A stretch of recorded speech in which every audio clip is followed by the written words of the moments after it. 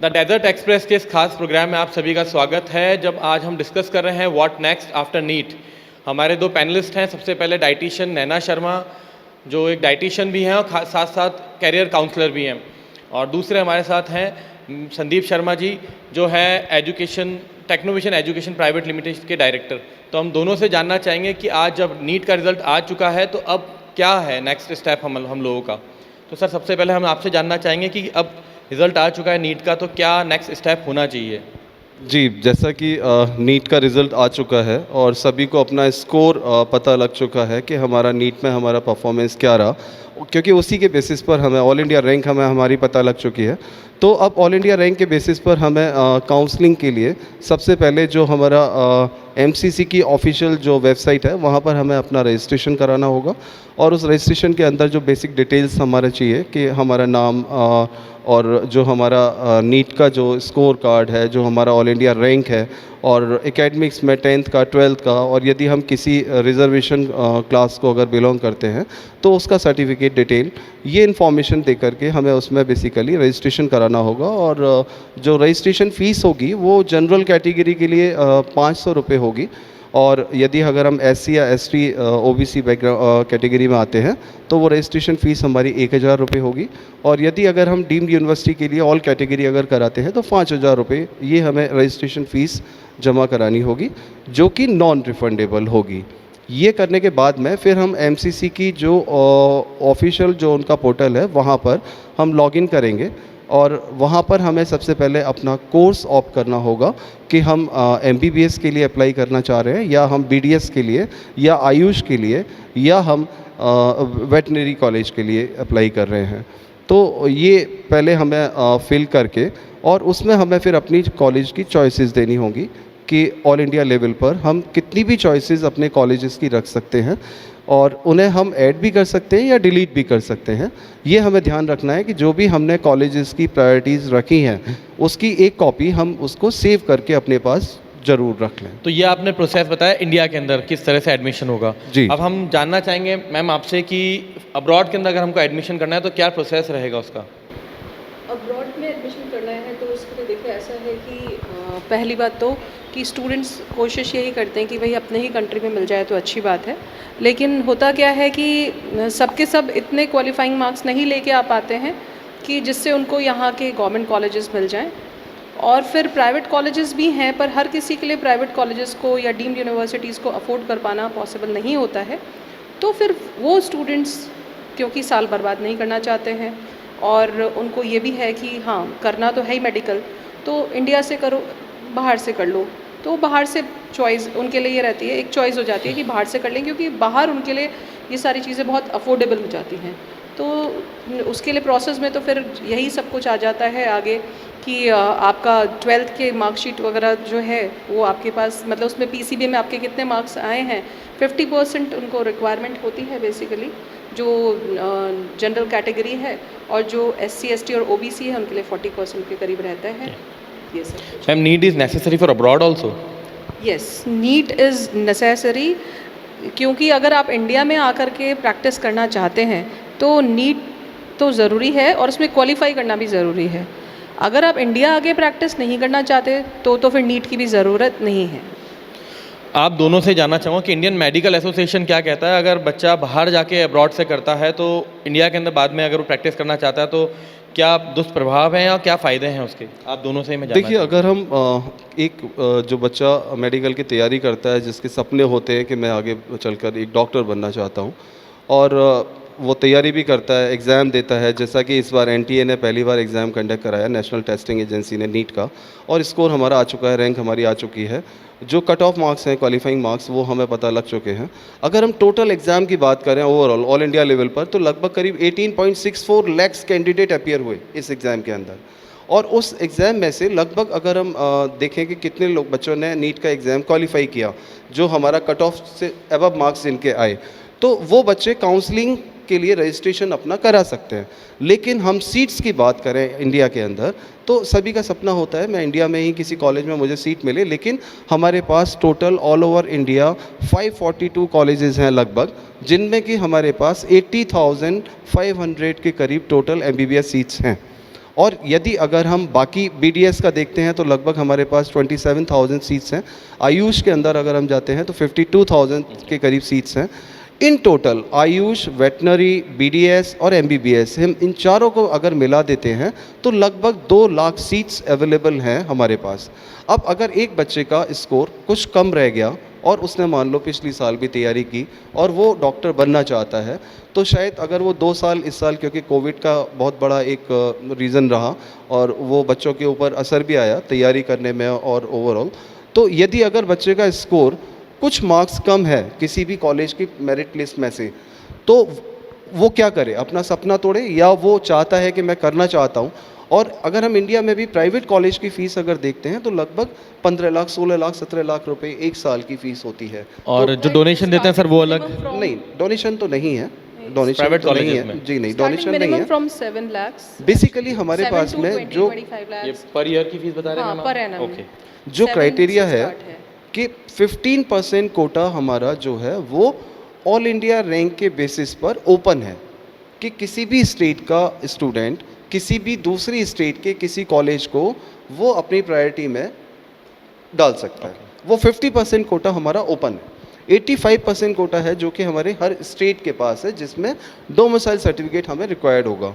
और उसका भी डिस्ट्रीब्यूशन फिर आगे फर्दर कि अगर हम STs के अंदर जाते हैं 7.5% का रिजर्वेशन है, SCs के लिए 15% का रिजर्वेशन है और OBCs के लिए 27% का रिजर्वेशन है। EWC एक जो कैटेगरी जो कि लास्ट ईयर 2019 में ही इंट्रोड्यूस हुई थी, उस EWC के अंदर 10% का रिजर्वेशन है, लेकिन उसके लिए जो कंडीशंस हैं कि हमें उसके लिए EWC सर्टिफिकेट हमें अपना जो डिस्ट्रिक्ट अथॉरिटीज़ हैं, जो ऑफिशियल्स, वहाँ से हमें बनवाना होता है। और उसके लिए हमें ये ध्यान रखना है कि हमारे पास यदि हम ग्रामीण पृष्ठभूमि से हैं तो हमारे पास 5 एकड़ से ज़्यादा ज़मीन नहीं हो, और यदि अगर हम किसी बड़े शहर में रह रहे हैं मेट्रो में, तो वहाँ पर हमारे पास 1000 स्क्वायर फीट से ज़्यादा बड़ा फ्लैट ना हो, और यदि अगर हम किसी म्यूनसिपलिटी एरिया में हैं तो वहाँ पर हमारे पास 100 गज से ज़्यादा का जगह ना हो, और यदि हम किसी तहसील या कहीं रहते हैं तो 200 गज से बड़ा हमारे पास में ना हो। तो वो 10% EWC का जो बेनिफिट है वो लोग उठा सकते हैं, और वो हमारा सेंट्रल गवर्नमेंट यूनिवर्सिटीज़ हैं वहाँ पर भी एप्लीकेबल है। मैम आपसे भी यही चीज़ जानना चाहूँगा कि जो बच्चे अब्रॉड के लिए ट्राई कर रहे हैं, इंडिया में उनका एडमिशन नहीं हो पा रहा है क्योंकि बहुत सारे रीजंस हैं उसके पीछे, तो क्या जब वो वहाँ से MBBS कर लेते हैं तो उसके बाद इंडिया में क्या प्रोसेस होता है ताकि उन लोगों का माइंड भी क्लियर रहे कि अगर हम अब्रॉड के लिए ऑप्ट कर रहे हैं तो उसके बाद करने के बाद MBBS हमारा इंडिया में हम किस तरह से प्रैक्टिस कर सकते हैं? जैसा कि अभी आपने बोला कि भाई हर किसी के लिए पॉसिबल नहीं होता है, और दूसरी चीज़ है कि हर किसी को गवर्नमेंट सीट नहीं मिल रही है। गवर्नमेंट सीट नहीं मिल रही है तो वो प्राइवेट के लिए जाएगा, और प्राइवेट में भी जो है हर किसी के लिए इतना अफोर्ड नहीं कर पाते हैं कि इतना 7 लाख पर एनम दें या जैसे भी है, तो वो जा कर के बजट उनका चला ही जाता है लगभग 80-85 के आसपास, कहीं पे कितना कैसे, मतलब डिपेंड करता है क्योंकि मैनेजमेंट कोटा की सीट्स वगैरह जो भी हैं। तो 7 से स्टार्ट होकर के ऐसे ही है 10 to 15, 17, 20, 25 लाख्स पर एनम के हिसाब से। तो अब इतना फ़ीस लगा करके बच्चा करे, ज़रूरी नहीं है कि हर कोई पेरेंट्स दे पाए, तो वो लोग फिर ये देखते हैं कि भाई ठीक है, सपना भी पूरा करना है और हमें कोई और ऑप्शन मिल जाए। तो इसी जगह पे जो ये अब्रॉड के कॉलेजेस हैं ना, वो यहाँ पे एज ए सैल्वेज काम करते हैं। Okay. वो मतलब कि वहाँ पे जो है हमारे यहाँ की तरह के नहीं है रूल्स एंड रेगुलेशंस जैसा भी है, प्लस वहाँ पे पॉपुलेशन कम है, तो वो कंट्रीज़ अपने यहाँ इनवाइट भी करते हैं कि भाई आप हमारे यहाँ से करिए मेडिकल का। और वहाँ पे फ़ीस अराउंड जो भी पड़ती है कॉलेजेस की, मैं एक एवरेज बता रही हूँ, वो 25 से 30 लाख्स के बीच में पड़ती है। Okay. उसमें आपका इंक्लूडिंग फूड है, हॉस्टल है, फ़ीस है, एवरीथिंग। और फिर वो भी इंस्टॉलमेंट्स में जाता है, कहीं पे 10 इंस्टॉलमेंट, 12, 13, 14। तो ये थोड़ा सा हर साल की 4-5 लाख की लाइबिलिटी पेरेंट्स पे पड़ती है, तो वो उनके लिए थोड़ा सा अफोर्डेबल होता है, प्लस ड्रीम कम्स ट्रू एक बात हो जाती है ना। लेकिन मैम अगर किसी के पास नहीं होते पैसे कि वो अफोर्ड कर पाए, तो उनके लिए क्या एजुकेशन लोन बेनिफिशियल होता है? हाँ, लोन मिलता है बिल्कुल। और लोन उनको जो ये देखना होगा कि जहाँ के लिए भी वो अप्लाई कर रहे हैं, जिस भी कॉलेज के लिए जा रहे हो, MCI लिस्टेड है या नहीं है, पहली बात तो ठीक है। और अगर वो MCI लिस्टेड है, WHM इसका है, तो फिर डेफिनेटली लोन आराम से मिल जाता है, ऐसी कोई बात नहीं है। और लोन जो है आपकी पूरी ट्यूशन फीस वगैरह जो है वहाँ की जो कॉलेज की फीस है उसके ऊपर पूरा मिलता है मैम आपको कई आराम सारी से। कंट्रीज़ हैं जहाँ पे यूनिवर्सिटीज़ हैं, तो किस तरह क्या क्राइटेरिया है कि हम ये पता कर सकें कि या एक बच्चा या उनके पेरेंट्स पता कर सकें कि ये कंट्री बेस्ट है या ये यूनिवर्सिटी बेस्ट है जहाँ से हमारे को आउटपुट, आज अगर हम एमबीबीएस करते हैं तो आफ्टर 5 ईयर्स हमको वो आउटपुट मिलेगा, हम उस स्टैंडर्ड के डॉक्टर बन पाएंगे? देखिए किसी भी कंट्री के हिसाब से हम नहीं जज करते, ये देखते हैं कि जिस भी यूनिवर्सिटी में हम जा रहे हैं उसकी वर्ल्ड वाइड रैंकिंग क्या है, सबसे बड़ी बात उसका ग्रेड क्या है। दूसरी चीज़ ये कि उसका पास्ट कितने साल का एक्सपीरियंस है मेडिकल के अंदर टीचिंग के लिए। तीसरी चीज़ फिर आप यहाँ वहाँ पे ये देखते हैं कि वहाँ पे कितने अभी तक नंबर ऑफ़ इंडियन स्टूडेंट्स कितने गए हैं, क्योंकि उससे भी आप अंदाज़ा लगा सकते हो चीज़ों का। चौथी चीज़ ये होती है कि वहाँ पे हॉस्टल फैसिलिटी वगैरह जो है वो कैसी है, और मतलब कि इंडियन फूड वगैरह अवेलेबल है, क्योंकि भाई नो डाउट अपन सब जहाँ से हैं अपनी जो स्टेबल डाइट है अपनी कोशिश वही रहती है कि वही मिले तो अच्छा है। तो ये सारे रीजंस होते हैं कि आप जिसके हिसाब से यूनिवर्सिटी को चुनते हो। तो ऐसा है कि पूरे ऑल ओवर वर्ल्ड में मतलब कि एमबीबीएस तो बहुत जगहों से हो रहा है, लेकिन जैसे मैंने कहा ना कि अफोर्डेबल प्राइस पे कहाँ से हो रहा है, तो उसमें जैसे अपना चाइना है जिसको कि अभी तो हम बिल्कुल कह ही मैम नहीं वहाँ तो सकते। वैसे भी अब कोई जाना चाहेगा भी नहीं चाइना कोविड-19 के जाएगा बाद से। नहीं, राइट। चाइना था है, बांग्लादेश है, नेपाल है, रशिया है, फिलीपींस है, जॉर्जिया है, अर्मेनिया है, यूक्रेन, कज़ाकिस्तान, किर्गिस्तान, ये सारी कंट्रीज़ जो है ऑलमोस्ट इनका जो बजट जाता है वो इतना ही जाता है, 25 से 30 लाख। कुछ ऐसा होता है कि कभी कभार हम लोग को इसमें ना बहुत बड़ा रोल होता है, जो भी लोग भेज रहे हैं यहाँ से इंडियन कंसल्टेंट्स जो बाहर भेज रहे हैं उनका एक ये सबसे बड़ा रोल इसके अंदर रहता है कि हम स्टूडेंट्स को सब कुछ बिल्कुल क्लियरली बताएं, जिससे कि पेरेंट्स को ना बाद में वहाँ जा बच्चे जब चले जाते हैं फिर वहाँ उधर जाके कुछ सफ़र ना करना पड़े।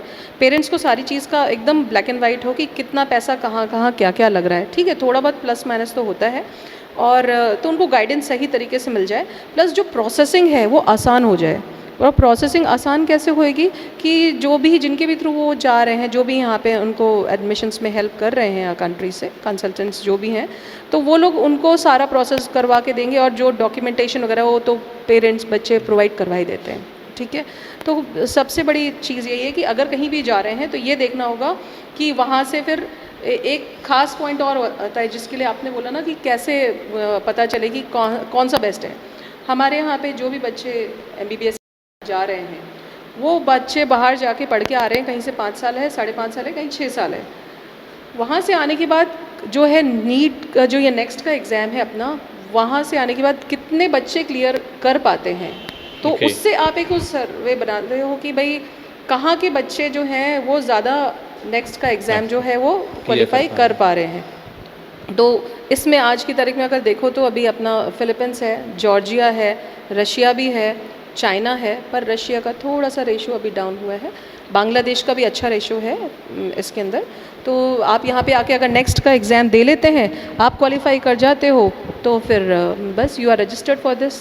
जैसा कि मैम ने आपको मैं एक मिनट मैं बोलूँगा, यदि मैम ने जैसा बताया अभी कि अभी तक जो अंतर था कि हम किसी बाहर एब्रॉड किसी फॉरेन यूनिवर्सिटी से या कॉलेज से करते हैं और इंडिया से करते हैं, तो पहले जो अंतर था कि वहाँ बाहर से करने के बाद में हमें एक FMGE का एग्ज़ाम आके देना होता था। वो केवल उन्हीं बच्चों को देना होता था जिन लोगों ने MBBS इंडिया के बाहर से किया है, तो वो फॉरेन मेडिकल ग्रेजुएट एग्ज़ाम जो होता था। लेकिन अब जो क्राइटेरिया है वो चेंज कर दिया है कि अब केवल और बाहर वालों के जी, लिए भी। तो एक केवल नेक्स्ट का एग्ज़ाम होगा, और वो शायद इंडियन जो MBBS कैंडिडेट्स होंगे उनको भी देना है, हाँ, और फॉरेन वालों को भी देना है। सेम हो गया। अब केवल अंतर आता है, तो हम और Internship भी सिमिलरिटीज बाहर देखें कि बाहर जो कॉलेज हो ऐसा कॉलेज होना चाहिए जिसका इंफ्रास्ट्रक्चर, मतलब हॉस्पिटल बैकबोन होती है किसी भी MBBS कॉलेज के लिए। हॉस्पिटल उसके पास अपना है या नहीं, इंफ्रास्ट्रक्चर अपना है या नहीं, फैकल्टीज़ बाकी सारा सेटअप उसका अपना है या नहीं है, सारा पूरा कंप्लीट।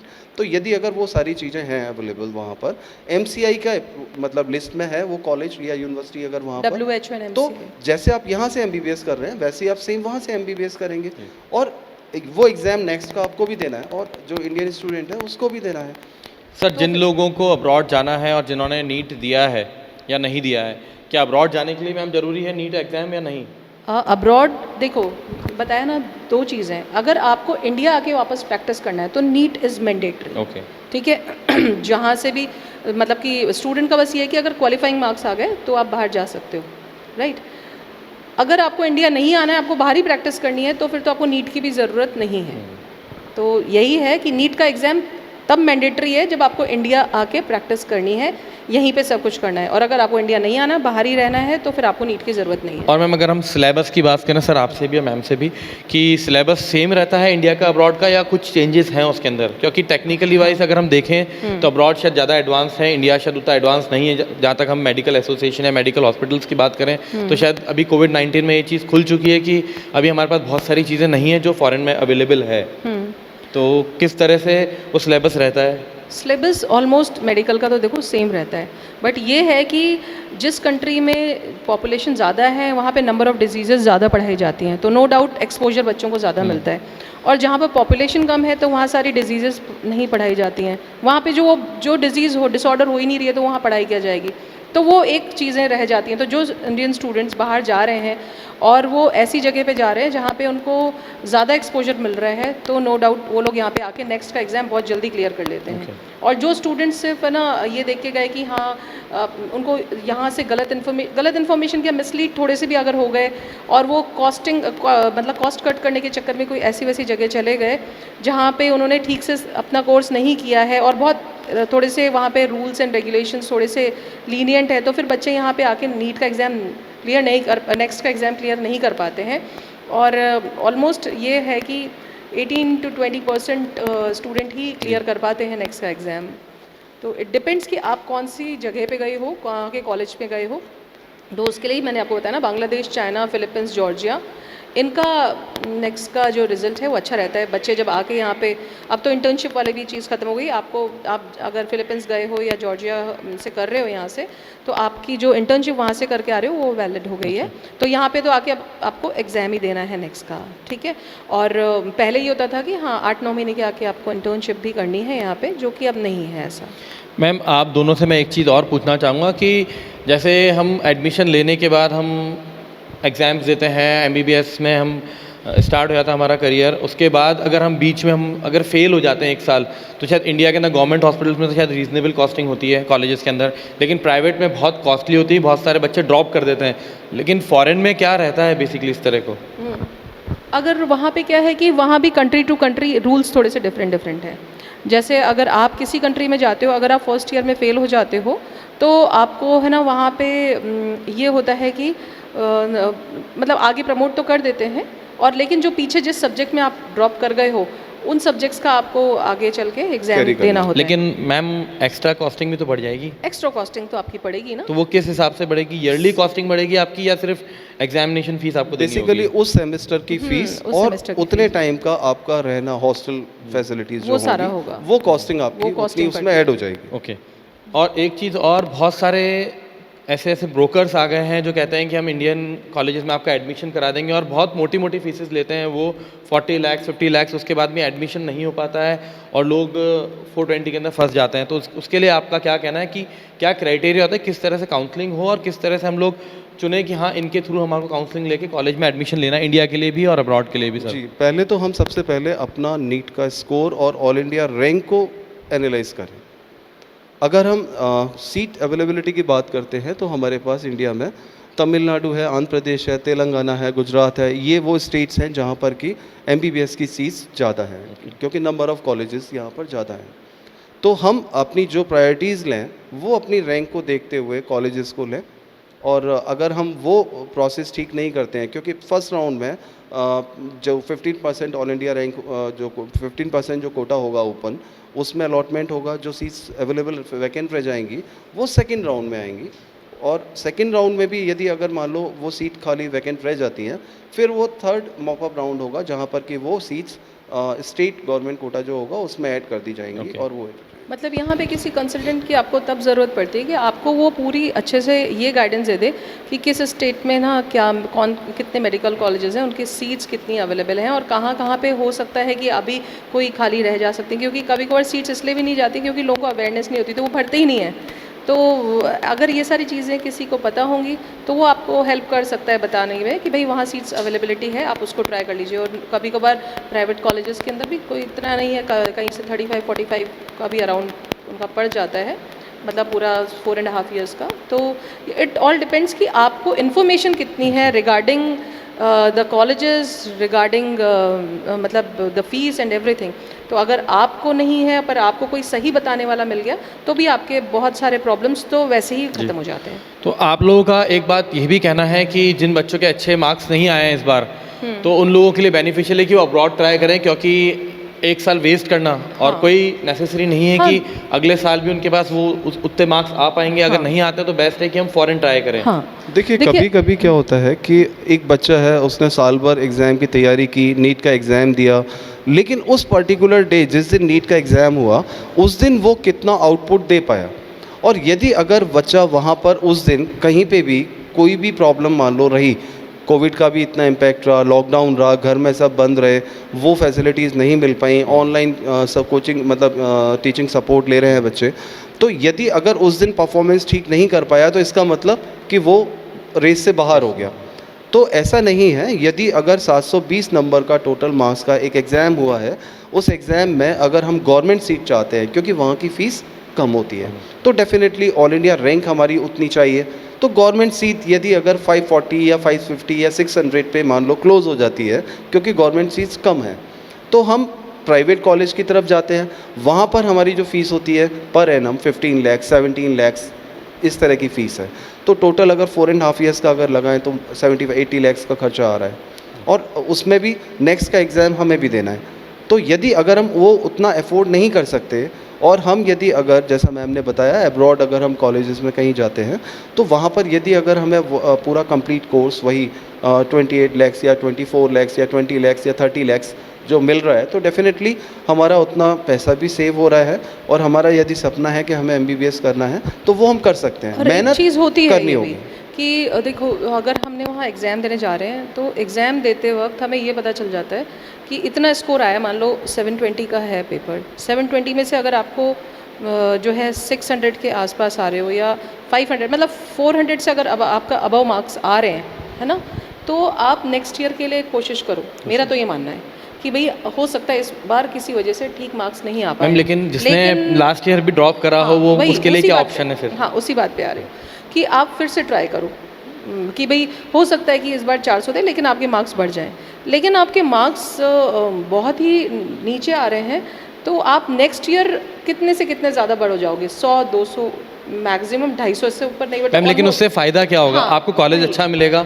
नहीं, कॉलेज नहीं मिल पाएगा, गवर्नमेंट कॉलेज तो नहीं मिल पाएगा। अगर आपके मार्क्स जो हैं वो 100, 200, 250, 300, 350 आ रहे हैं तो आप नेक्स्ट ईयर भी बहुत ज़्यादा मतलब ऑलमोस्ट, देखिए मैं सबका तो नहीं कह सकती, एक्सेप्शंस आर एवरीवेयर, लेकिन ऑलमोस्ट होता यही है कि जिन स्टूडेंट्स के मार्क्स बढ़ते एक उसके साथ बढ़ते हैं कि भाई ऐसा नहीं है कि एकदम से जंप आ जाएगा बहुत सारा।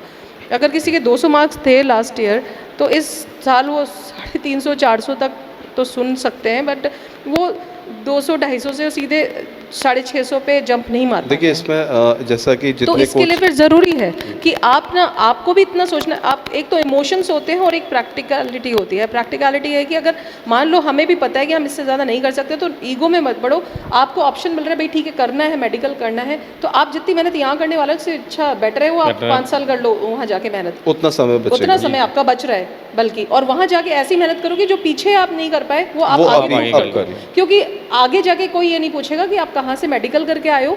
आपके कैलिबर, आपकी जो मतलब पकड़ है अपने उस पर, वो ही सब कुछ सही। आज हम किसी भी डॉक्टर के पास जाते हैं ना तो हम ये देखते हैं इस डॉक्टर की दवाई हमें कितनी लगी, हम उससे उसका बायोडेटा नहीं पूछते हैं। तो इसलिए बेटर है कि आप टाइम वेस्ट करने की जगह आप अब्रॉड से करिए, आराम से करिए, और आपको बताने के लिए गाइड करने वाले बहुत सारे मेंटोर्स हैं ऑल ओवर इंडिया, इतने हैं कंसल्टेंट्स अच्छे कि आपको हेल्प करेंगे हर तरह से।